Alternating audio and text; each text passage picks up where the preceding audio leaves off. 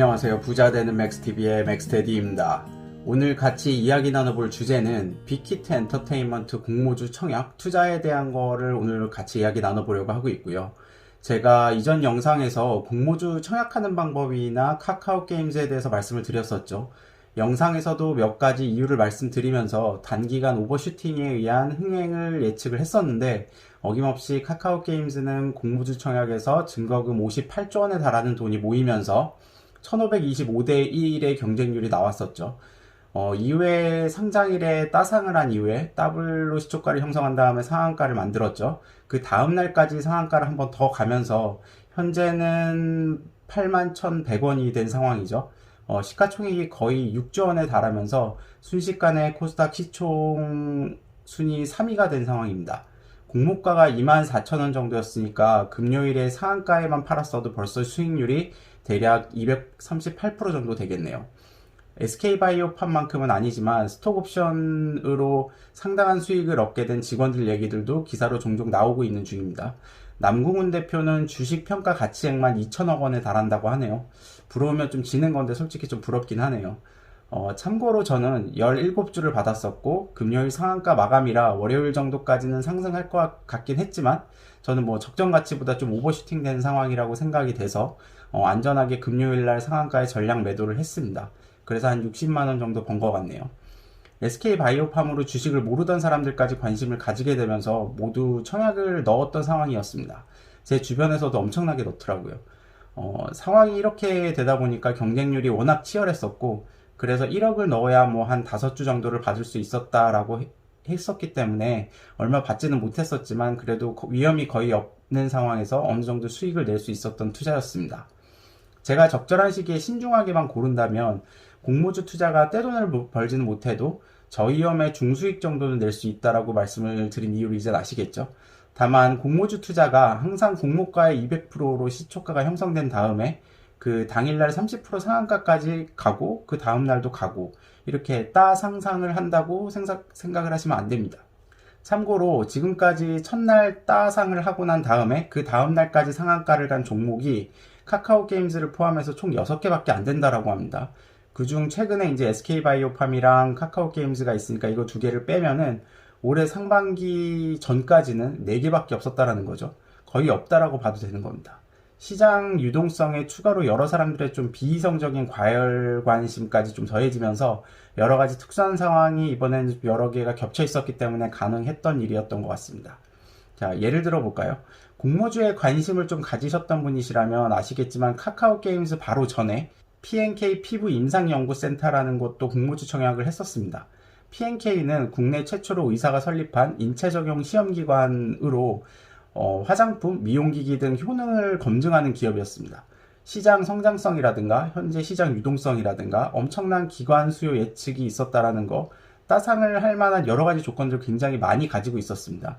카카오 게임즈 청약과 겹치지 않게 하려고 보통 청약 마감 이틀 뒤에 증거금을 환불을 해주는데 이 P&K는 하루 만에 돈을 돌려준다고도 했었고요. 그래서 상장도 카카오 게임즈 바로 전날 되었습니다. 그런데 이 주식이 기관 수요 예측이 1373대 1 정도로 지금 역대 코스닥 전체 순위 2위를 기록했을 정도로 뜨거웠었고요.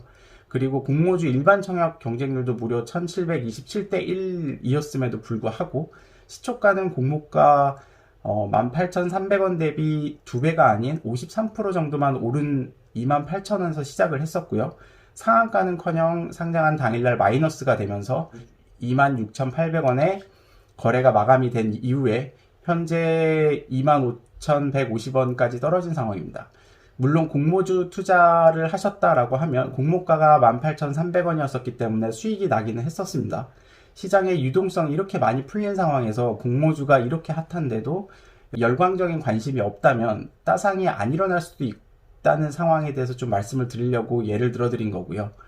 충분히 시장 상황이 안 좋아진다라고 하면 충분히 마이너스도 날 수 있다라는 걸 좀 보여드리고자 하는 겁니다. 뭐 어찌되었건 간에 저는 카카오 게임즈 청약 전에 들어가서 첫날 뭐 욕심 안 부리고 잘 팔고 플러스에 팔고 나왔기 때문에 한 18만원 정도 수익을 내긴 했었고요. 자, 그럼 본론으로 들어가 볼까요? 카카오 게임즈에 이어서 거의 따상 그리고 따상상이 예상이 되는 종목이 바로 빅히트 엔터테인먼트입니다. BTS의 소속사로 유명한 방시혁이 이끄는 연예 기획사죠. 공모주에 대한 전반적인 설명이나 청약하는 방법에 대해서는 제가 다른 영상에서 말씀을 드렸으니까 그 영상에서 참고해 주시면 될 것 같고, 이번 영상에서는 빅히트 엔터테인먼트에 대해서만, 그리고 공모주를 투자를 어떤 식으로 보면서 하셔야 되는지를 빅히트를 통해서 좀 이야기를 드려보고자 합니다. 우선 빅히트 공모주 청약 내용에 대해서 말씀을 드리겠습니다.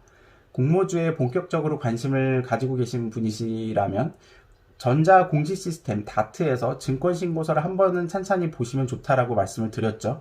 빅히트도 9월 2일 날 증권신고서가 공시가 되었으니까 참고하실 분들은 참고해 주시면 될 것 같습니다. 제가 전반적인 설명을 해드릴 거라서 이 영상을 보고 보신다라고 하면 이해는 더 빨리 되실 것 같고요. IPO 일정을 우선 살펴보면 기관 수요 예측이 9월 24일, 25일 양일간 일어나고 공모가 확정은 9월 28일 예정입니다. 기관 수요 예측에 해외 것까지가 포함이 되어 있는 상황이고 9월 25일까지 기관 수요 예측이 일어날 예정입니다. 가장 중요한 일반 청약일은 10월 5일에서 6일이고요. 양일간 진행될 예정입니다. 배정 공고 및 주금 납입일 그리고 증거금 환불은 그 이틀 뒤인 10월 8일이 되겠네요. 코스피 상장은 10월 중순으로 예상을 하고 있습니다. 공모가 밴드는 10만 5천원에서 13만 5천원으로 총 상장 주식수가 3,506만 주 정도가 되기 때문에 예상 공모가 기준으로는 총 시가총액은 3.7조 원에서 4.8조 원 정도로 예상이 되고 있고요. 공모 주식수는 이번에는 713만 주로 전체 상장 예정 주식이 한 20% 정도가 될 것 같습니다. 현재 주요 주주 구성은 방시혁 대표이사가 43% 정도, 넷마블이 25% 정도, 그리고 스틱이라는 회사가 12% 정도를 가지고 있습니다. 여담이지만 방시혁 대표이사가 넷마블을 이끄는 방준혁 의장이랑 사촌지간이라고 하고요.